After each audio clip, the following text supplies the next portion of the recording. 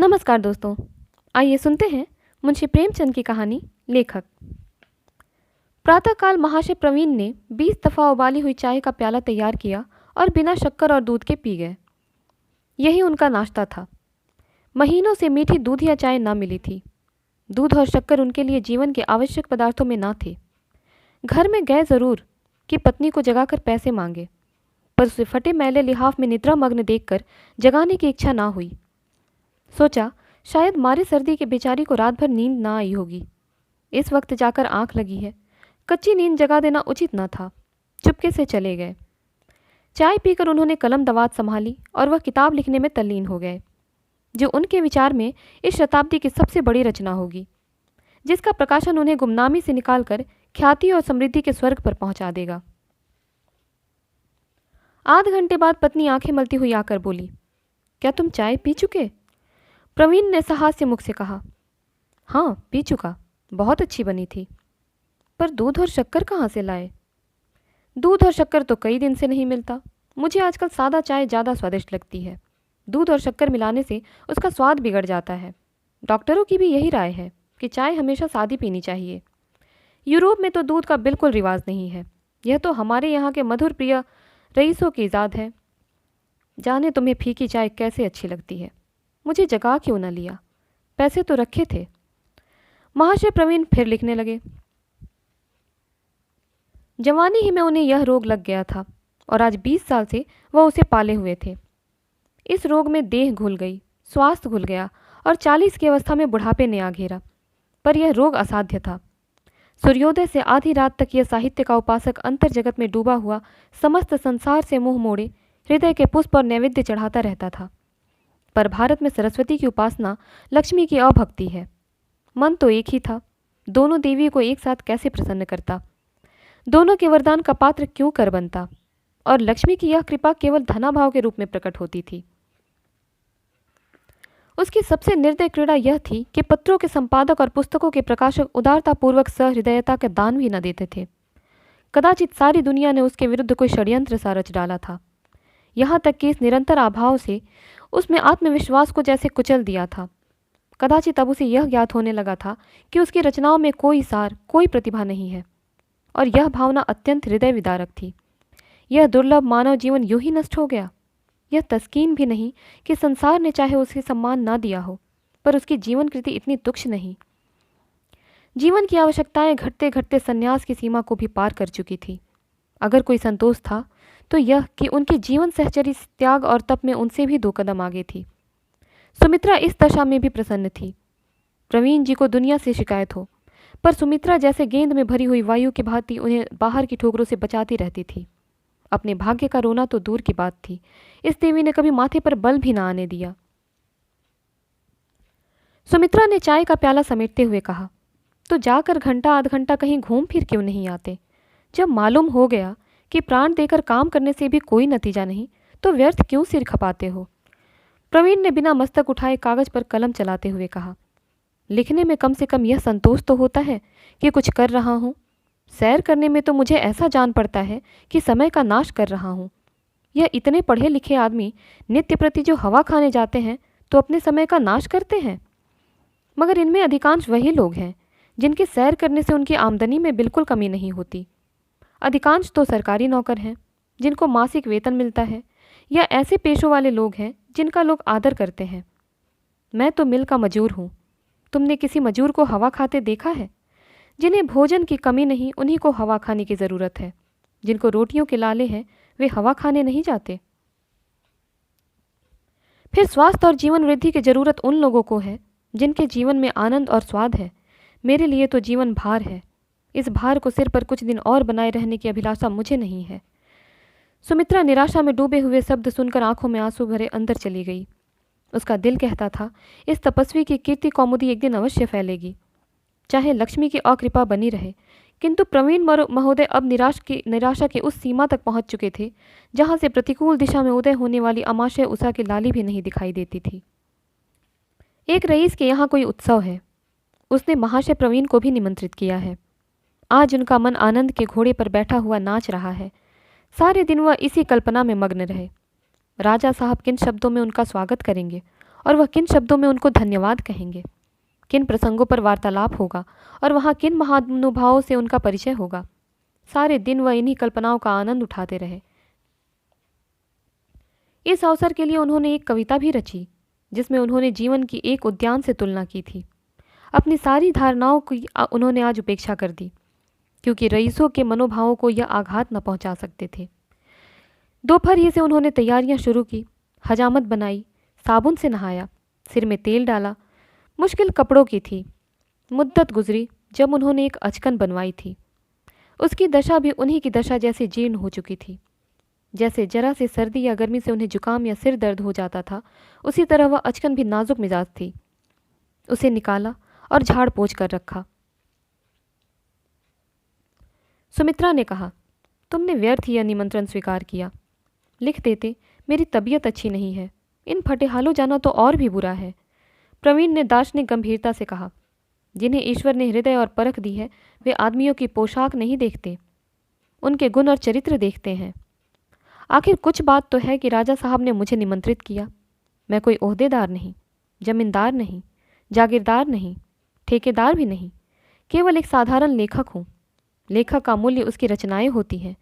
इस एतबार से मुझे किसी भी लेखक से लज्जित होने का कारण नहीं है। सुमित्रा उनकी सरलता पर दया करके बोली, तुम कल्पनाओं के संसार में रहते रहते प्रत्यक्ष संसार से अलग हो गए हो। मैं कहती हूँ, राजा साहब के यहाँ लोगों की निगाह सबसे ज़्यादा कपड़ों पर ही पड़ेगी। सरलता ज़रूर अच्छी चीज़ है, पर इसका अर्थ यह तो नहीं कि आदमी फूहड़ बन जाए। प्रवीण को इस कथन में कुछ सार जान पड़ा। विद्वजनों की भांति उन्हें भी अपनी भूलों को स्वीकार करने में कुछ विलंब ना होता था। बोले, मैं समझता हूँ दीपक जल जाने के बाद जाऊँ। मैं तो कहती हूँ जाओ ही क्यों। अब तुम्हें कैसे समझाऊं? प्रत्येक प्राणी के मन में आदर और सम्मान की एक क्षुधा होती है। तुम पूछोगी यह क्षुधा क्यों होती है? इसलिए कि यह हमारे आत्मविकास की एक मंजिल है। हम उस महान सत्ता के सूक्ष्मांश हैं जो समस्त ब्रह्मांड में व्याप्त है। अंश में पूर्ण के गुणों का होना लाजमी है। इसीलिए कीर्ति और सम्मान, आत्मोन्नति और ज्ञान की ओर हमारी स्वाभाविक रुचि है। मैं इस लालसा को बुरा नहीं समझता। सुमित्रा ने गला छुड़ाने के लिए कहा, अच्छा भाई जाओ, मैं तुमसे बहस नहीं करती, लेकिन कल के लिए कोई व्यवस्था करते आना, क्योंकि मेरे पास एक आना और रह गया है। जिनसे उधार मिल सकता था उनसे ले चुकी, और जिससे लिया है उसे देने की नौबत नहीं आई। मुझे तो अब और कोई उपाय नहीं सूझता। प्रवीण ने एक क्षण के बाद कहा, दो एक पत्रिकाओं से मेरे लेखों के रुपए आने वाले हैं, शायद कल तक आ जाएं, और अगर कल उपवास ही करना पड़े तो क्या चिंता। हमारा धर्म है काम करना। हम काम करते हैं और तन मन से करते हैं। अगर इस पर भी हमें फाका करना पड़े तो मेरा दोष नहीं, मर ही तो जाऊंगा। हमारे जैसे लाखों आदमी रोज मरते हैं। संसार का काम ज्यों का त्यों चलता रहता है। फिर इसका क्या गम कि हम भूखों मर जाएंगे। मौत डरने की वस्तु नहीं। मैं तो कबीर पंथियों का कायल हूँ जो अर्थी को गाते बजाते ले जाते हैं। मैं इससे नहीं डरता। तुम ही कहो, मैं जो कुछ करता हूँ इससे अधिक और कुछ मेरी शक्ति के बाहर है या नहीं। सारी दुनिया मीठी नींद सोती होती है और मैं कलम लिए बैठा रहता हूँ। लोग हंसी दिल लगी आमोद प्रमोद करते रहते हैं। मेरे लिए वह सब हराम है। यहाँ तक कि महीनों से हंसने की नौबत नहीं आई। होली के दिन भी मैंने तातील नहीं मनाई। बीमार होता हूँ तो लिखने की फिक्र सर पर सवार रहती है। सोचो, तुम बीमार थी और मैं वैद्य के यहाँ जाने के लिए समय न पाता था। अगर दुनिया नहीं कदर करती, ना करे, इसमें दुनिया का ही नुकसान है, मेरी कोई हानि नहीं।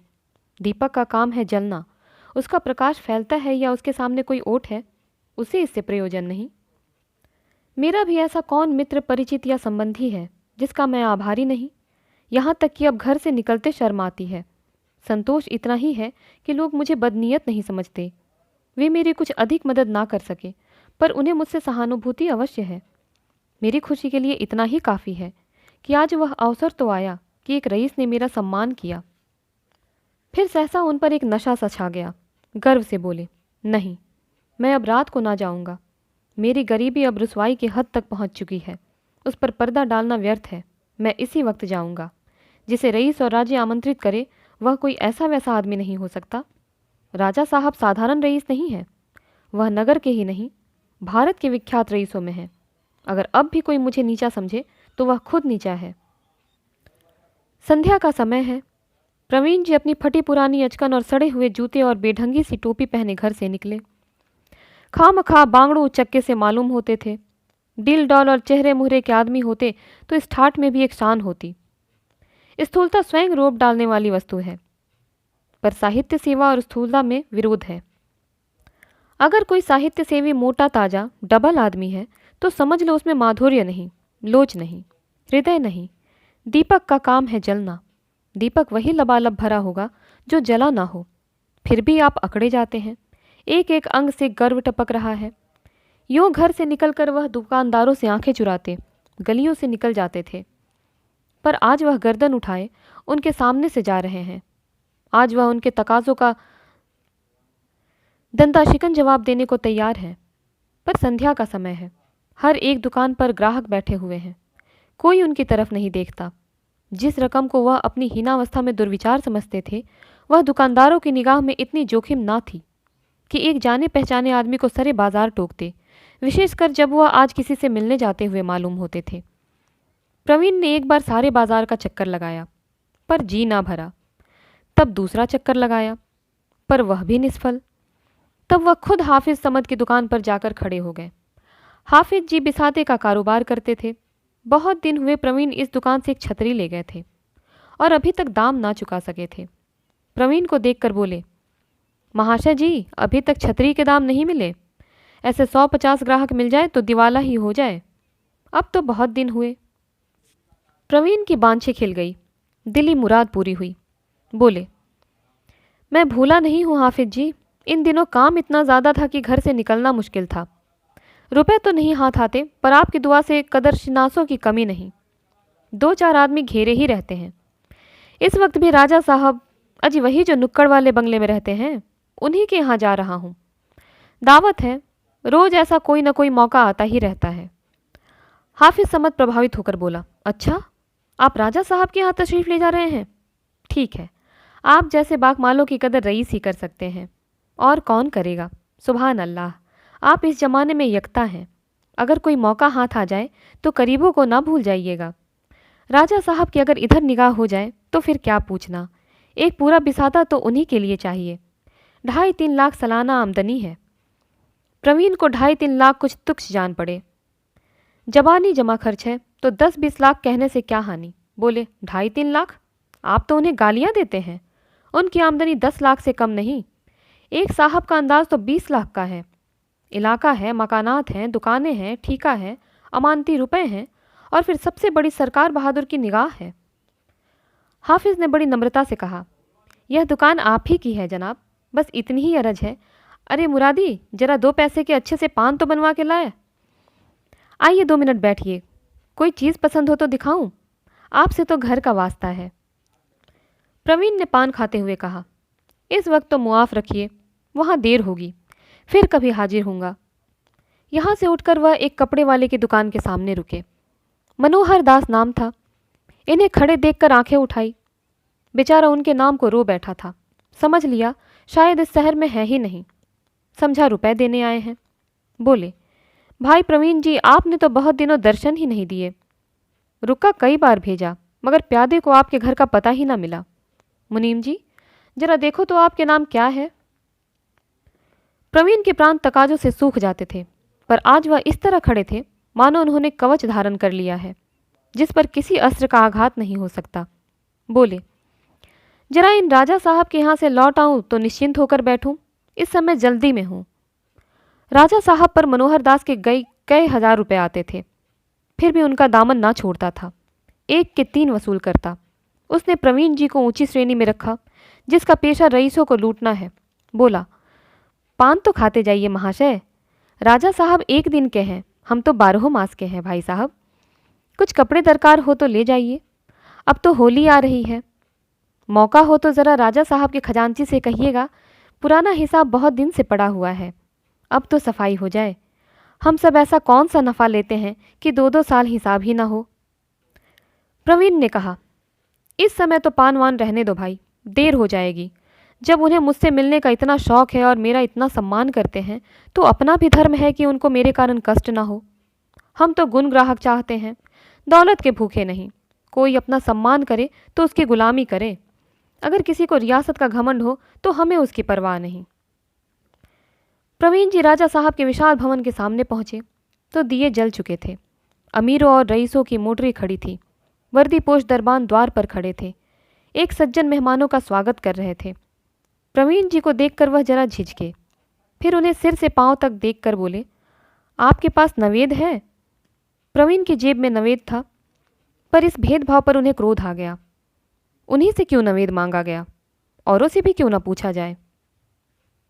बोले, जी नहीं, मेरे पास नवेद नहीं है। अगर आप अन्य महाशयों से मांगते हो तो मैं भी दिखा सकता हूँ, वरना मैं इस भेद को अपने लिए अपमान की बात समझता हूँ। आप राजा साहब से कह दीजिए प्रवीण जी आए थे और द्वार से लौट गए। नहीं नहीं महाशय, अंदर चलिए, मुझे आपसे परिचय न था, बेअदबी माफ़ कीजिए। आप ही ऐसे महानुभावों से महफिल की शोभा है। ईश्वर ने आपको वह वाणी प्रदान की है कि क्या कहना।